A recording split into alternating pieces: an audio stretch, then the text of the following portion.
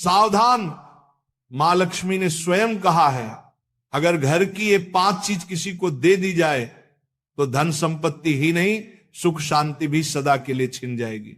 क्या आप जानते हैं, आपके घर की 5 साधारण चीजें ही आपकी किस्मत तय करती हैं। मां लक्ष्मी ने चेतावनी दी है, गलती से भी इन्हें दान कर दिया तो घर में आ जाएगी भयंकर गरीबी।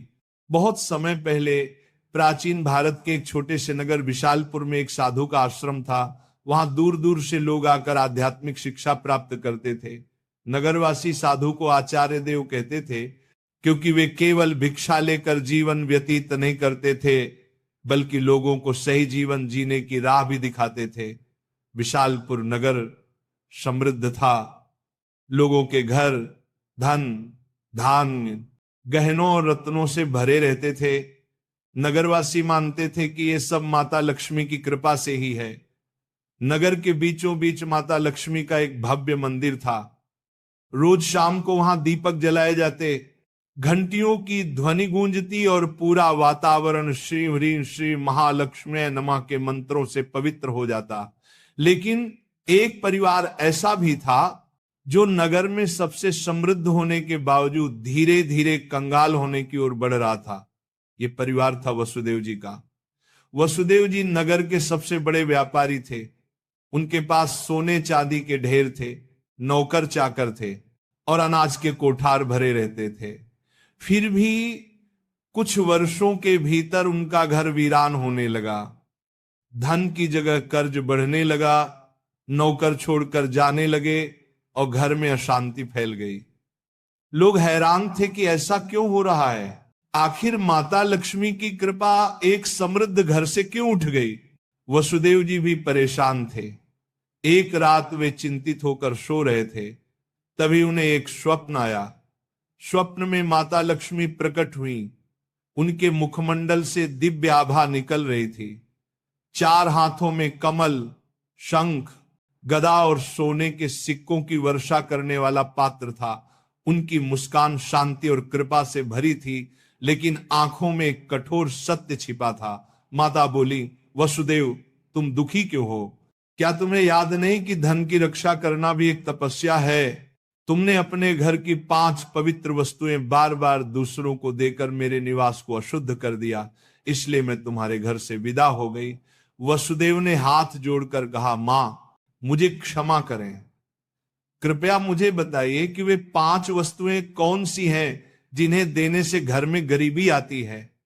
माता ने कहा, यह रहस्य मैं बताऊंगी, परंतु ध्यान रहे ये केवल तुम्हारे लिए नहीं बल्कि पूरे नगर और संसार के लिए शिक्षा है। 5 वस्तुएं कभी भूलकर भी घर से बाहर नहीं देनी चाहिए, क्योंकि ये वस्तुएं मेरे निवास की जड़ें हैं। इन्हें खोने से घर निर्धन और अपवित्र हो जाता है। इतना कहकर माता अदृश्य हो गईं। वसुदेव घबरा कर उठ गए। उनका शरीर पसीने से तरबतर था। अगले दिन वे भागते हुए आचार्य देव के आश्रम पहुंचे और सारी घटना सुनाई। आचार्य देव ने शांत होकर कहा, वसुदेव ये कोई साधारण सपना नहीं है, ये स्वयं लक्ष्मी का आदेश है। अब तुम्हें धैर्य रखना होगा। माता लक्ष्मी ने जो 5 रहस्य बताए हैं, उन्हें समझने के लिए तुम्हें एक आध्यात्मिक यात्रा करनी होगी, तभी तुम्हें सच्चा उत्तर मिलेगा। और इस प्रकार यात्रा शुरू हुई। वसुदेव ने अपनी पत्नी सुभद्रा और बेटे माधव के साथ नगर छोड़ दिया और आचार्य देव के आदेश पर हिमालय की ओर प्रस्थान किया। रास्ते में उन्हें तरह तरह की घटनाएं घटी। एक गांव में उन्होंने देखा कि एक महिला अपने घर का चूल्हे की राख दूसरों को दे रही है। वसुदेव को तुरंत माता लक्ष्मी की बात याद आई। क्या राख की भी उनमें से एक वस्तु है? उन्होंने महिला से पूछा, बहन तुम ये राख क्यों बांट रही हो? महिला ने कहा, महाराज लोग मानते हैं कि राख खेत में डालने से फसल अच्छी होती है। वसुदेव ने सोचा, लेकिन यही तो गलती है। चूल्हे की राख घर के भोजन और अग्नि का प्रतीक है। इसे बाहर देने से घर की उन्नति रुक जाती है। यात्रा आगे बढ़ी। वसुदेव, सुभद्रा और माधव पहाड़ों की कठिन राह से गुजर रहे थे। एक रात वे एक आश्रम पहुंचे। वहां एक वृद्ध साध्वी ध्यान में लीन थी। साध्वी ने वसुदेव को देखकर मुस्कुराते हुए कहा, तुम्हें लक्ष्मी माता के 5 रहस्य जानने हैं ना? ध्यान से सुनो। ये पहली वस्तु है चूल्हे की राख। इसे किसी को मत दो, ये घर की लक्ष्मी को बाहर कर देती है। वसुदेव ने प्रणाम किया और रहस्य को याद कर लिया। दूसरे दिन वे आगे बढ़े। एक गांव में देखा कि लोग अपने घर से झाड़ू निकालकर दूसरों को दे रहे। वसुदेव ने आश्चर्य से पूछा, तुम लोग ऐसा क्यों करते हो? एक युवक बोला, हम मानते हैं कि पुराना झाड़ू देने से दरिद्रता चली जाती है। लेकिन तभी आकाश में गड़गड़ाहट हुई, जैसे स्वयं माता लक्ष्मी बोल रही हो, मूर्खों, झाड़ू लक्ष्मी का निवास है। ये घर की स्वच्छता और समृद्धि का प्रतीक है। इसे बाहर देने से लक्ष्मी घर से चली जाती है। वसुदेव को दूसरी वस्तु का भी रहस्य मिल गया, झाड़ू। तीसरा रहस्य उन्हें एक कुटिया में मिला। वहां एक वृद्ध साधक बैठे थे। उनके सामने दीपक जल रहा था। साधक ने कहा, बेटा, घर का जलता हुआ दीपक या उससे जली हुई लौ कभी किसी को मत दो। ये घर की ज्योति और आयु का प्रतीक है। इसे देने से सुख शांति चली जाती है। वसुदेव ने तीसरी वस्तु भी जान ली। आगे चलते चलते वे एक गांव पहुंचे। वहां एक परिवार ने अपने घर का नमक पड़ोसियों को उधार दिया। उसी रात उस परिवार के यहां कलह मच गई। साध्वी ने समझाया, नमक रिश्तों की मिठास और स्थिरता का प्रतीक है। घर का नमक देना लक्ष्मी को अपमानित करना है। अब वसुदेव को चौथी वस्तु भी मिल गई, नमक।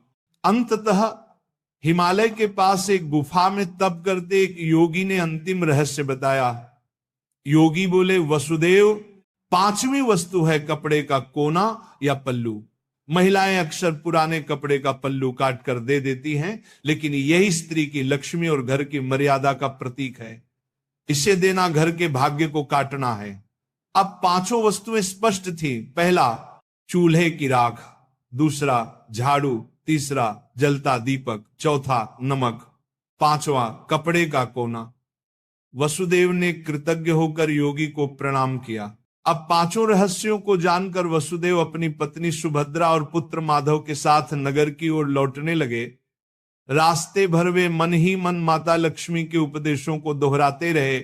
नगर पहुंचते ही उन्होंने सबसे पहले आचार्य देव के चरणों में प्रणाम किया और पूरी यात्रा का वर्णन किया। आचार्य देव ने मुस्कुराकर कहा, वसुदेव, तुम्हें अब सच्चा ज्ञान मिल गया है। इन रहस्यों को केवल अपने तक सीमित मत रखना, बल्कि नगरवासियों को भी बताओ, ताकि वे भी लक्ष्मी के अपमान से बच सके। आचार्य देव की आज्ञा पाकर वसुदेव ने नगर के बीचों बीच सभा बुलाई। सभा में नगर के लोग बड़ी संख्या में उपस्थित हुए। वसुदेव ने हाथ जोड़कर कहा, बंधुओं, मैं स्वयं अपनी गलतियों के कारण निर्धनता और कष्ट का भागी बना। माता लक्ष्मी ने मुझे स्वप्न में दर्शन दिए और बताया कि 5 वस्तुएं कभी घर से बाहर नहीं देनी चाहिए। इतना कहकर उन्होंने क्रम से सब समझाया।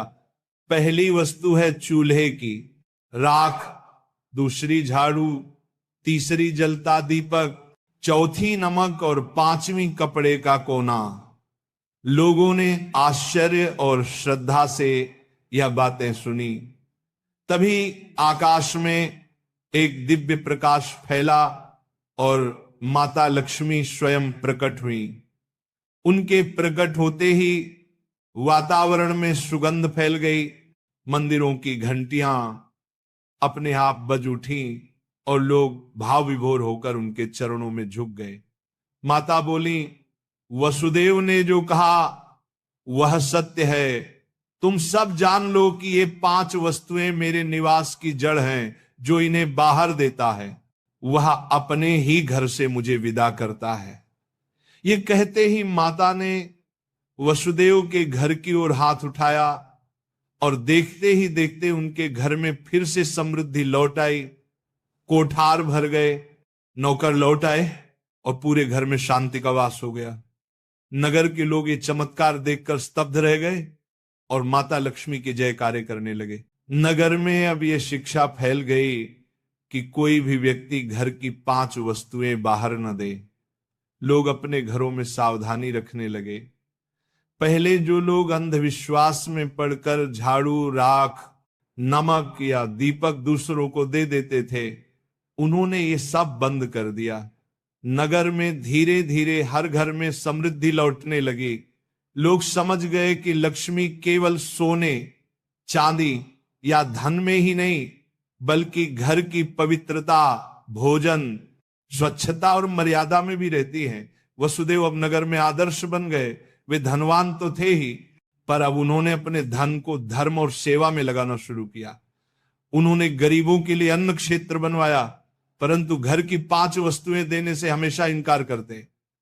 जो भी उनसे ये चीजें मांगता वह विनम्रता से कह देते, भाई ये माता लक्ष्मी की मर्यादा है, इन्हें देने से मेरे ही नहीं तुम्हारे घर की भी समृद्धि घट जाएगी। लोगों ने भी इस शिक्षा को हृदय से स्वीकार कर लिया।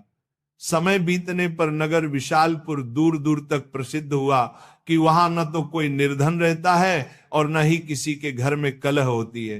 ये सब केवल माता लक्ष्मी की शिक्षा का परिणाम था। माता लक्ष्मी समय समय पर नगर में आकर वसुदेव को आशीर्वाद देती और नगरवासियों को याद दिलाती कि लक्ष्मी केवल धन की देवी नहीं, बल्कि संतुलन, संयम और मर्यादा की शक्ति है। अंततः वसुदेव के जीवन की सबसे बड़ी सीख यही बनी कि लक्ष्मी की कृपा केवल मेहनत से ही नहीं, बल्कि मर्यादा के पालन से भी प्राप्त होती है। माता लक्ष्मी केवल धन संपत्ति की देवी नहीं, बल्कि वे पवित्रता, मर्यादा और संतुलन की शक्ति है।